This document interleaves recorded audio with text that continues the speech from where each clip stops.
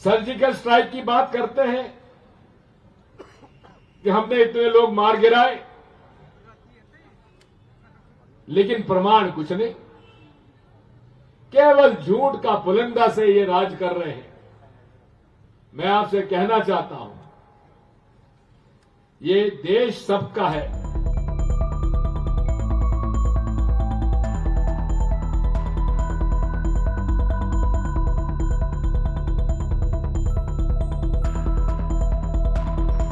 आदरणीय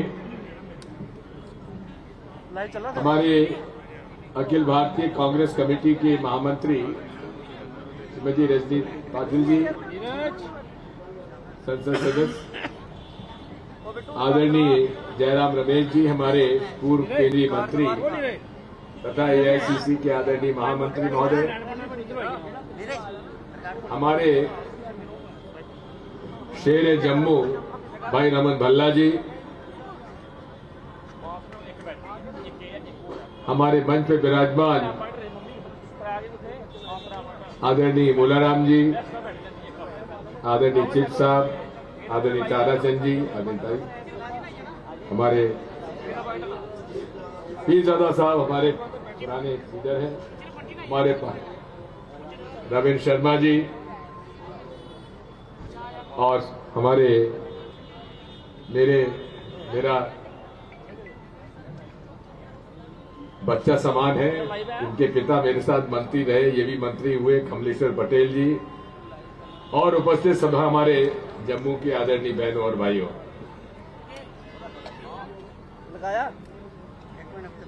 जम्मू का अपना पुराना इतिहास है और आज हम 3 दिन से जम्मू कश्मीर में भारत जोड़ो यात्रा चल रही है। महाराजा गुलाब सिंह जी की मूर्ति पर माल्यार्पण करने के बाद हमने प्रवेश किया और आज लगभग 3 दिन से लगातार हम आपके बीच में हैं। भारत जोड़ो यात्रा की आवश्यकता क्यों पड़ी, जरूरत क्यों पड़ी?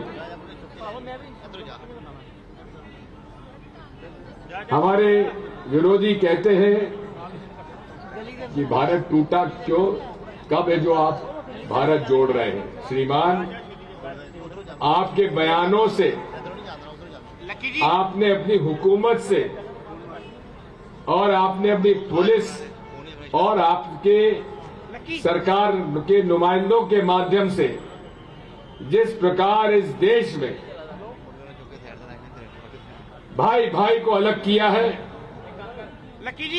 जिस तरह से आपने गरीब और अमीर की खाई पैदा कर दी है, पूरी देश की आर्थिक नीतियां कुछ चंद लोगों के हाथ में आपने सौंप दी है, जिसमें कि आप देख रहे हैं कि कोविड के समय, कोविड में हर परिवार में मुसीबत आई, आमदनी कम हुई, महंगाई बढ़ी, बेरोजगारी बढ़ी, लेकिन कुछ परिवार, करीब 50-100 परिवार ऐसे हैं देश में जिनकी आमदनी बढ़ती चली गई। आपको मुसीबत, हमारी मुसीबत, हर घर में मुसीबत, लेकिन कुछ मोदी जी के दोस्तों की आमदनी बढ़ती चली गई और एक महान व्यक्ति की आमदनी तो 8 गुना बढ़ गई। आखिर ये कैसे हुआ? शुद्ध रूप से इस देश की अर्थनीतियों के उनके माफिक बनाने से और हुकूमत पूरी तरीके से उनको सहयोग देने के लिए, कोई ठेका होगा तो उनको दिया जाएगा, कोई उद्योग लगेगा तो वही लगाएंगे, और वही हालात आज जम्मू में हो रहे हैं। जम्मू के लोगों को ठेका नहीं मिल रहा, किनको ठेका मिल रहा है? जो जम्मू के नहीं है उनको ठेका मिल रहा है। और ये मुझे बताने की जरूरत नहीं कि ठेके कौन दिलवा रहा है। मालूम है कि नहीं आपको? मालूम है कि नहीं है? केवल एक जगह से ठेके मंजूर हो रहे हैं और वही तय करते हैं ये ठेका लेगा, ये ठेका नहीं लेगा, ये काम करेगा, ये काम नहीं करेगा। 370 हटने से फायदा किसका हुआ? कहते थे साहब आतंकवाद समाप्त हो जाएगा, हिंदुओं का बोलबाला हो जाएगा। लेकिन जब से धारा 370 घटी है आतंकवाद बढ़ा है। रोज कुछ न कुछ घटना हो रही है। पहले एक जमाने में ये आतंकवाद घाटी तक सीमित था, नॉर्थ कश्मीर तक सीमित था। अब धीरे धीरे रजौरी, पूंछ और डोडा तक आ रहा है कि नहीं आ रहा है? बताइए। हुकूमत क्या चाहती है? हुकूमत यहां का फैसला नहीं कराना चाहती है, यहां की समस्या का निदान नहीं करना चाहती है। ये समस्या कायम रखना चाहती है ताकि कश्मीर फाइल्स जैसी सिनेमा बनते रहे, पिक्चरें बनती रही और लोगों में, हिंदू मुसलमानों में नफरत फैलाती रहे। ये हो रहा है कि नहीं हो रहा है? कभी आपने देखा कोई प्रधानमंत्री किसी फिल्म का प्रचार करने गया? लेकिन नरेंद्र मोदी कश्मीर फाइल्स की प्रचार करने के लिए जरूर गए। बात वही है। आज भारत जोड़ो यात्रा की आवश्यकता इसलिए पड़ी, उदयपुर में हमारा चिंतन शिविर हुआ था, वहां ये फैसला हुआ, सोनिया गांधी जी ने घोषणा की कि आप को हम आह्वान करते हैं कि पूरे देश में जो लोगों में नफरत का जहर बो दिया गया है, जो अमीर गरीब की खाई बढ़ती जा रही है, जो महंगाई बढ़ती जा रही है, जो हुकूमत अन्याय और अत्याचार में लगी हुई है, संविधान को समाप्त किया जा रहा है, ऐसे वक्त में हमें भारत जोड़ो यात्रा निकालना चाहिए। जब भारत जोड़ो यात्रा का फैसला हुआ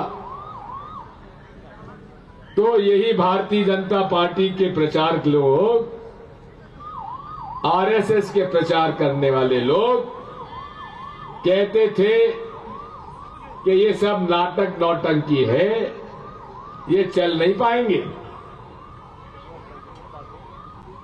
ये बीच में छोड़ के चले जाएंगे। फिर कहने लगे कि इन्होंने तमिलनाडु, कन्याकुमारी से इसलिए शुरुआत की है कि वहां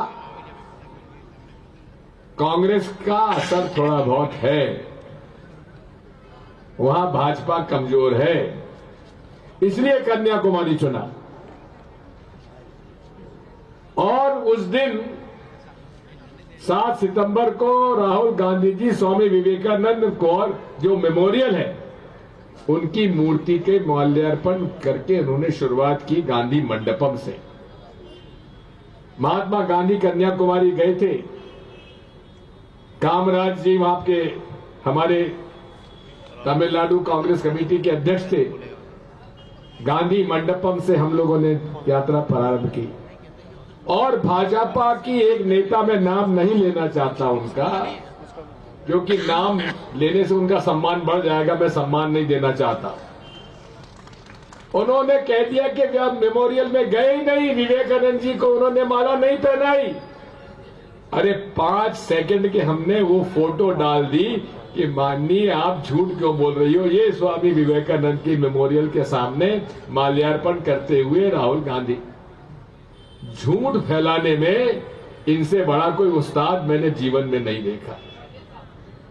झूठे व्हाट्सएप पर खबरें फैलाने में इनसे बड़ा मैंने उस्ताद नहीं किया। ये तो केवल इनके सामने एक ही बात है, झूठ बोलो, जोर से बोलो, बार बार बोलो, हमेशा बोलते रहो।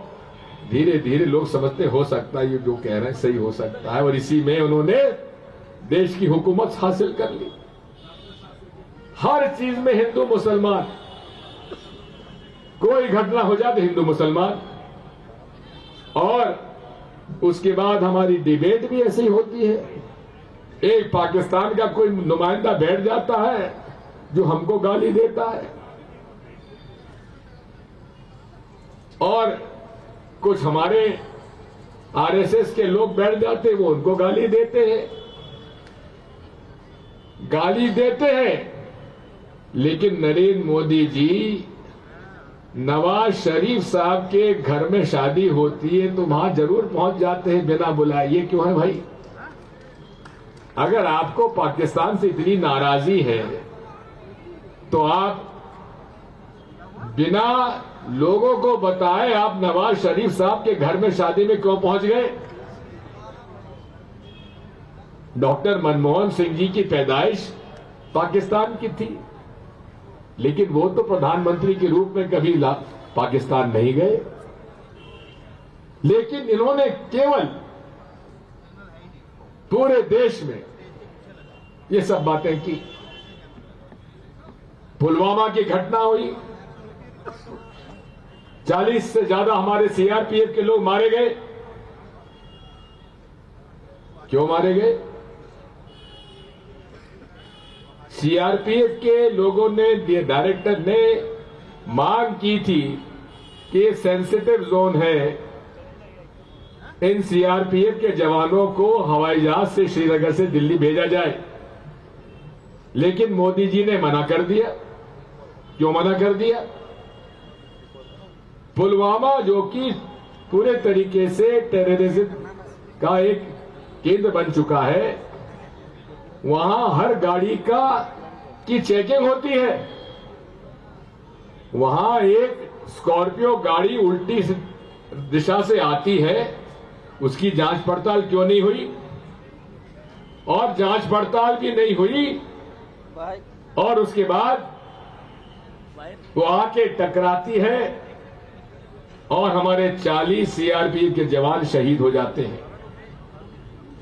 आज तक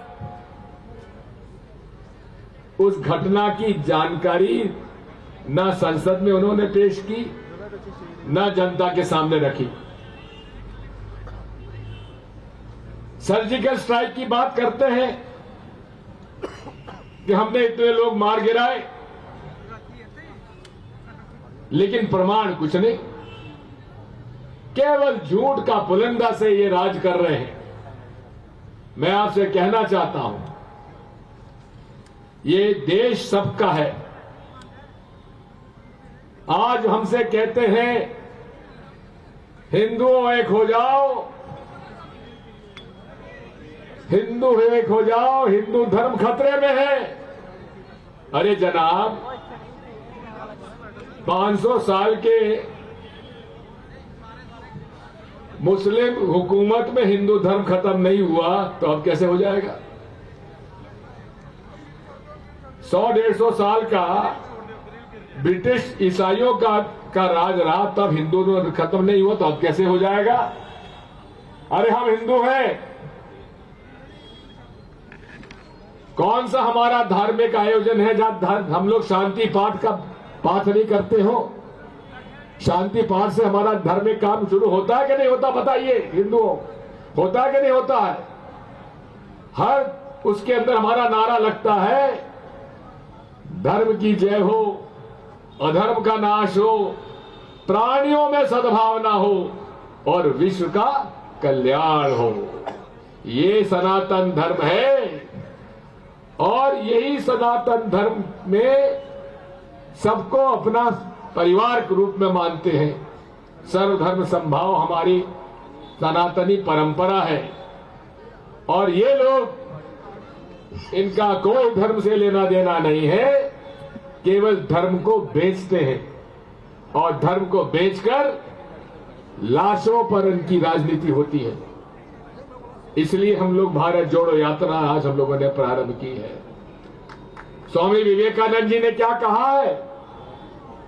उन्होंने कहा है ये सारे धर्म, आप उनका शिकागो में जो उनका भाषण हुआ था वो पढ़कर देख लीजिए। उन्होंने कहा था हर धर्म